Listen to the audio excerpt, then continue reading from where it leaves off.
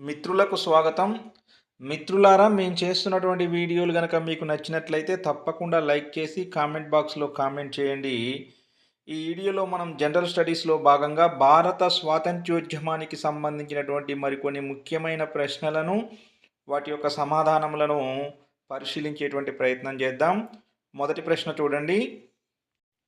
సహాయ నిరాకరణోద్యమానికి గల ప్రధాన కారణం ఏమిటి? 1919 రౌలత్ చట్టం.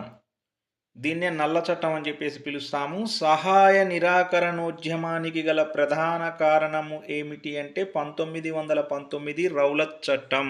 జలియన్ వాలాబాగ్ దురంతం జరిగినప్పుడు పంజాబ్ గవర్నర్ ఎవరు? మైకేల్ ఓ డయ్యర్. జలియన్ వాలాబాగ్ దురంతం జరిగినప్పుడు పంజాబ్ గవర్నర్ మైకేల్ ఓ డయ్యర్. 1940లో ఇంగ్లాండ్ వెళ్ళి మైకేల్ ఓ డయ్యర్ను హత్య చేసింది ఎవరు? ఉద్దమ్ సింగ్. మైకేల్ ఓ డయ్యర్ను హత్య చేసింది ఎవరు? ఉద్దమ్ సింగ్.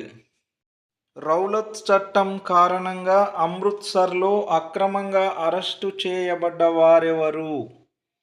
డాక్టర్ సత్యపాల్, సైఫుద్దీన్ కిచ్లూ. రౌలత్ చట్టం కారణంగా అమృత్సర్లో అక్రమంగా అరెస్టు చేయబడ్డవారు doctor Satyapal, Saifuddin Kitchlew. Ahmedabad textile labour union అను కార్మిక సంఘాన్ని స్థాపించింది ఎవరు? Mahatma Gandhi. Ahmedabad textile labour union అను కార్మిక సంఘాన్ని స్థాపించింది మహాత్మా గాంధీ. రాష్ట్రాలలో ద్వంద్వ పాలనకు కారణమైన సంస్కరణలు ఏవి? 1919 మాంటేగ్ చెమ్స్ఫర్డ్ సంస్కరణలు అనేవి రాష్ట్రాలలో ద్వంద్వ పాలనకు కారణమైనవి. తదుపరి ప్రశ్నను పరిశీలించుదాం. 1919 ఖిలాఫత్ ఉద్యమానికి కారణం ఏమిటి? బ్రిటిషు వారు టర్కీ సుల్తాన్ను అరెస్టు చేసి ఖలీఫా పదవిని రద్దు చేయడం అనేది 1919 ఖిలాఫత్ ఉద్యమానికి కారణమైంది. అఖిల భారత ఖిలాఫత్ దినం ఏది? 1919 అక్టోబర్ 19 అనేది అఖిల భారత ఖిలాఫత్ దినంగా పాటించబడిన తేదీ. గాంధీ సహాయ నిరాకరణోద్యమం నిలిపివేయడానికి గల కారణం ఏమిటి? 1922 ఫిబ్రవరి 5న జరిగిన చౌరీ చౌరా సంఘటన అనేది గాంధీ సహాయ నిరాకరణోద్యమం నిలిపివేయడానికి కారణమైంది. ఇండియన్ స్టాట్యూటరీ కమిషన్గా పిలువబడే కమిషన్ ఏది? Simon commission. దీని విధి ఏమిటి అంటే 1919 రౌలత్ చట్టాన్ని సమీక్షించడం. ఇండియన్ స్టాట్యూటరీ కమిషన్గా పిలువబడే కమిషన్ ఏమిటి అంటే సైమన్ కమిషన్. దీని విధి ఏమిటి అంటే 1919 రౌలత్ చట్టాన్ని సమీక్షించటం. స్వరాజ్ పార్టీ స్థాపనకు కారణం ఏమిటి? 1923 ఎన్నికల్లో పాల్గొనే అంశంపై కాంగ్రెస్ నాయకుల్లో వచ్చిన విభేదాల వలన స్వరాజ్ పార్టీ అనేది స్థాపించబడింది. ఈ స్వరాజ్ పార్టీ అధ్యక్షులు ఎవరు అంటే చిత్తరంజన్ దాస్. 1929 లాహోర్ కాంగ్రెస్ సమావేశానికి అధ్యక్షుడు ఎవరు? జవహర్లాల్ నెహ్రూ. ఈ సమావేశంలోనే 1930 జనవరి 26వ తేదీన దేశవ్యాప్తంగా స్వాతంత్ర్య దినాన్ని జరుపుకోవాలని చెప్పి నిర్ణయించడం జరిగింది. దండి యాత్ర ఎప్పటి నుండి ఎప్పటి వరకు జరిగింది? 1930 మార్చి 12 నుండి 1930 ఏప్రిల్ 6 వరకు 25 రోజుల పాటు దండి యాత్ర జరిగింది. దీనిలో 78 మంది ప్రతినిధులు పాల్గొన్నారు. ఈ దండి యాత్రకు నాయకత్వం వహించింది ఎవరు? గాంధీ గారు. ఖాన్ అబ్దుల్ గఫార్ ఖాన్ ఏర్పరిచిన సంస్థ ఏది? ఖుదాయే ఖిద్మత్ గార్స్. భగవంతుని సేవకులు. ఖుదాయే ఖిద్మత్ గార్స్ అను సంస్థను ఖాన్ అబ్దుల్ గఫార్ ఖాన్ ఏర్పరిచారు. ఈయనను సరిహద్దు గాంధీ అని పిలుస్తారు. రౌండ్ టేబుల్ సమావేశాలను బహిష్కరించాలని తీర్మానించినది ఏ సమావేశం? 1929 లాహోర్ కాంగ్రెస్ సమావేశంలో రౌండ్ టేబుల్ సమావేశాలను బహిష్కరించాలని చెప్పి తీర్మానించారు. మొదటి రౌండ్ టేబుల్ సమావేశంలో ఉండగానే చనిపోయింది ఎవరు? మహమ్మద్ అలీ. మొదటి రౌండ్ టేబుల్ సమావేశంలో ఉండగానే చనిపోయింది మహమ్మద్ అలీ. దీనికి అధ్యక్షుడు ఎవరు అంటే రామ్సే మెక్ డొనాల్డ్. మొదటి రౌండ్ టేబుల్ సమావేశానికి అధ్యక్షుడు ఎవరు? రామ్సే మెక్ డొనాల్డ్. గాంధీ ఇర్విన్ ఒడంబడిక జరిగిన తేదీ ఏది? గాంధీ ఇర్విన్ ఒడంబడిక 1931 మార్చి 5వ తేదీన జరిగింది. గాంధీజీ పాల్గొన్న రౌండ్ టేబుల్ సమావేశం ఏది? రెండవ రౌండ్ టేబుల్ సమావేశం. గాంధీ గారు రెండవ రౌండ్ టేబుల్ సమావేశంలో పాల్గొన్నారు. రెండవ రౌండ్ టేబుల్ సమావేశంలో దళితులకు ప్రత్యేక నియోజకవర్గాలు కావాలని ప్రతిపాదించింది ఎవరు? బిఆర్ అంబేద్కర్. రెండవ రౌండ్ టేబుల్ సమావేశంలో దళితులకు ప్రత్యేక నియోజకవర్గాలు కావాలని ప్రతిపాదించింది బిఆర్ అంబేద్కర్. బిఆర్ అంబేద్కర్ యొక్క ప్రతిపాదనను తిరస్కరించింది గాంధీజీ. 1932లో కమ్యూనల్ అవార్డ్స్ను ప్రకటించింది ఎవరు? రామ్సే మెక్ డొనాల్డ్. కమ్యూనల్ అవార్డ్స్ను 1932లో ప్రకటించింది ఎవరు? రామ్సే మెక్ డొనాల్డ్. గాంధీ పూణేలోని ఎరవాడ జైలులో బంధించబడడానికి కారణం ఏమిటి? 1932 జనవరిలో శాసనోల్లంఘన ఉద్యమాన్ని తిరిగి ప్రారంభించడం వల్ల గాంధీ పూణేలోని ఎరవాడ జైలులో బంధించబడ్డారు. గాంధీజీ ఎరవాడ జైలులో నిరాహార దీక్ష ప్రారంభించడానికి కారణం ఏమిటి? దళితులకు ప్రత్యేక నియోజకవర్గాలు కేటాయిస్తున్నాము అని చెప్పి బ్రిటిష్ వారు ప్రకటించడం, కమ్యూనల్ అవార్డ్స్ను ప్రకటించడం.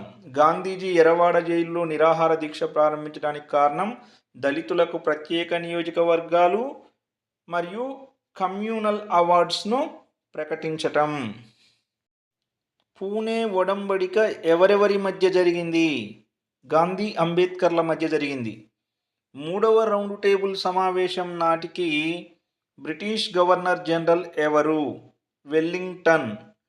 మూడవ రౌండ్ టేబుల్ సమావేశం నాటికి బ్రిటిష్ గవర్నర్ జనరల్గా ఉన్నది వెల్లింగ్టన్. పాకిస్తాన్ అను పదాన్ని సృష్టించింది ఎవరు? రహమత్ అలీ అనే ముస్లిం లీగ్ నాయకుడు. రహమత్ అలీ అనే ముస్లిం లీగ్ నాయకుడు పాకిస్తాన్ అను పదమును సృష్టించారు. తదుపరి ప్రశ్నను పరిశీలించుదాం. అఖిల భారత సోషలిస్టు పార్టీని స్థాపించింది ఎవరు? ఆచార్య నరేంద్ర దేవ్, జయప్రకాష్ నారాయణ, రామ్ మనోహర్ లోహియా.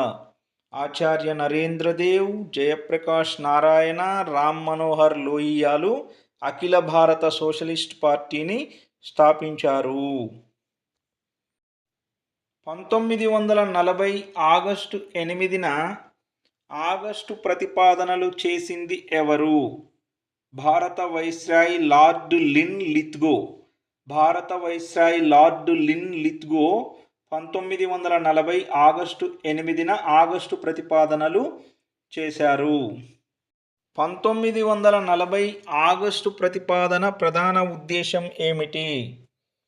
రెండవ ప్రపంచ యుద్ధంలో భారత సైనికులు బ్రిటన్కు సహకరిస్తే భారత్కు డొమినియన్ స్టేటస్తో కూడిన స్వాతంత్ర్యాన్ని ఇస్తామని తెలియచేయడమే 1940 ఆగస్టు ప్రతిపాదన యొక్క ప్రధాన ఉద్దేశము. తదుపరి ప్రశ్నను పరిశీలించుదాం. డొమినియన్ స్టేటస్ అనగా ఏమిటి? ఆర్థిక, రక్షణ, విదేశీ వ్యవహారాలు మినహాయించి మిగిలిన విషయాల్లో భారతీయులకు అధికారాలు ఇవ్వటమే డొమినియన్ స్టేటస్. ఆర్థిక, రక్షణ, విదేశీ వ్యవహారాలు మినహాయించి మిగిలిన విషయాల్లో భారతీయులకు అధికారాలు ఇస్తాము అని చెప్పేసి బ్రిటిష్ వారు భారతీయులకు హామీ ఇవ్వడమే డొమినియన్ స్టేటస్ 1940 ఆగస్టు ప్రతిపాదనల యొక్క ప్రధాన ఉద్దేశం. వ్యక్తిగత సత్యాగ్రహంలో భాగంగా గాంధీ నియమించిన మొట్టమొదటి సత్యాగ్రహి ఎవరు? వ్యక్తిగత సత్యాగ్రహంలో భాగంగా గాంధీ నియమించిన మొట్టమొదటి సత్యాగ్రహి ఆచార్య వినోబా భావే. రెండవ సత్యాగ్రహి జవహర్లాల్ నెహ్రూ. 1942 మార్చి 22న జరిగిన క్రిప్స్ రాయబారం యొక్క ప్రధాన ఉద్దేశం ఏమిటి? భారత్కు రాజ్యాంగ పరిషత్తును ఏర్పాటు చేసుకునే స్వేచ్ఛను ఇవ్వడం. రెండవ ప్రపంచ యుద్ధం ముగిసిన వెంటనే భారత్కు తాత్కాలిక స్వయం ప్రతిపత్తిని ఇస్తాము అని చెప్పి హామీ ఇవ్వడం. రెండవ ప్రపంచ యుద్ధం ముగిసిన వెంటనే భారత్కు తాత్కాలిక స్వయం ప్రతిపత్తిని ఇస్తామని హామీ ఇవ్వడము మరియు రాజ్యాంగ పరిషత్తును ఏర్పాటు చేసుకునే స్వేచ్ఛను ఇవ్వటము అనేవి క్రిప్స్ రాయబారం యొక్క ప్రధాన ఉద్దేశాలు. క్రిప్స్ ప్రతిపాదనను తిరస్కరిస్తూ ఇండియన్ నేషనల్ కాంగ్రెస్ చేసిన తీర్మానం ఏమిటి? క్విట్ ఇండియా ఉద్యమాన్ని ప్రారంభించడం. క్రిప్స్ ప్రతిపాదనను తిరస్కరిస్తూ ఇండియన్ నేషనల్ కాంగ్రెస్ చేసిన తీర్మానం ఏమిటి అంటే వెంటనే క్విట్ ఇండియా ఉద్యమాన్ని ప్రారంభించటం. క్విట్ ఇండియా ఉద్యమం ఎప్పుడు ఎక్కడ ప్రారంభమైంది? 1942 ఆగస్టు 8న బొంబాయిలోని గవాలియా ట్యాంక్ మైదానం, దాన్ని క్రాంతి మైదానం అని చెప్పేసి అంటాము. ఆ క్రాంతి మైదానంలో క్విట్ ఇండియా ఉద్యమం ప్రారంభమైంది. క్విట్ ఇండియా ఉద్యమం 1942 ఆగస్టు 8న బొంబాయిలోని గవాలియా ట్యాంక్ మైదానంలో అనగా క్రాంతి మైదానంలో ప్రారంభమైంది. క్విట్ ఇండియా ఉద్యమానికి ఆ పేరును సూచించింది ఎవరు? యూసఫ్ మొహ్రాలీ. క్విట్ ఇండియా ఉద్యమానికి ఆ పేరును సూచించింది యూసఫ్ మొహ్రాలీ. ఈ క్విట్ ఇండియా ఉద్యమ సమయంలో గాంధీ ఇచ్చిన నినాదం ఏమిటి అంటే డూ ఆర్ డై, చేయండి లేదా చావండి అనే నినాదం గాంధీ ఈ సందర్భంగా ఇచ్చారు. 1942 క్విట్ ఇండియా ఉద్యమంలో ప్రధాన పాత్ర పోషించింది ఎవరు? బెనారస్ హిందూ యూనివర్సిటీ విద్యార్థులు. 1942 క్విట్ ఇండియా ఉద్యమంలో ప్రధాన పాత్ర పోషించింది బెనారస్ హిందూ యూనివర్సిటీ విద్యార్థులు. క్వీన్ ఆఫ్ క్విట్ ఇండియా ఉద్యమం అని ఎవరిని పిలుస్తారు? Aruna Asaf Ali. Queen of quit India ఉద్యమం అని అరుణ అసఫ్ అలీని పిలుస్తారు. స్వాతంత్ర్యానంతరం ఈమె ఢిల్లీకి తొలి మేయర్గా పనిచేశారు. ఇండియన్ నేషనల్ ఆర్మీ స్థాపకుడు రూపకర్త ఎవరు అంటే captain Mohan Singh. Indian national army స్థాపకుడు లేదా రూపకర్త ఎవరు అనగా కెప్టెన్ మోహన్ సింగ్. తదుపరి ప్రశ్నను పరిశీలించుదాం.